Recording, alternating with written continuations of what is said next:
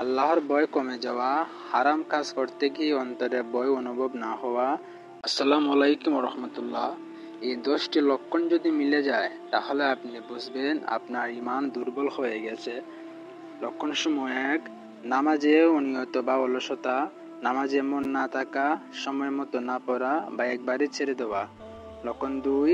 গুনাহকে হালকা মনে করা, মিথ্যা, পরনিন্দা, হারাম দেখা বা শোনা এসবকে তেমন গুরুত্ব না দেওয়া। লক্ষণ 3. কোরআন তিলাওয়াতে অনীহা, কোরআন পড়তে ভালো না লাগা বা অনেক দিন না পড়া। লক্ষণ 4.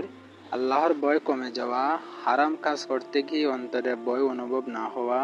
লক্ষণ 5. দুনিয়াতে প্রাধান্য দেওয়া, আখিরাতের বদলে কেবল দুনিয়া নিয়ে চিন্তা করা। লক্ষণ 6. ভালো আমলে আগ্রহ হারিয়ে ফেলা, সদকা, দোয়া, জিকির এসব করতে আগ্রহ না থাকা। লক্ষণ 7. ভালো মানুষের সঙ্গে সম্পর্ক না থাকা, আল্লাহ ভীরু বন্ধুদের থেকে দূরে থাকা। লক্ষণ 8. চোখে গুনাহ লাগা কিন্তু তাওবা না করা, গুনাহ দেখে মনে আঘাত না লাগা বা কান্না না আসা। লক্ষণ 9. দোয়া না করা বা অলসতা করা, আল্লাহর কাছে কিছু চাওয়ার ইচ্ছা না থাকা। লক্ষণ 10.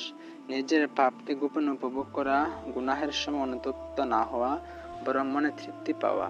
শেষ কথা, ঈমান কমে যেতে পারে, তবে তা আবার বাড়ানো যায় আল্লাহর রহমতে। আল্লাহ বলেন, যারা ঈমান এনেছে তাদের ঈমান আরো বাড়িয়ে দিয়েছেন। সূরা আত-তাওবা।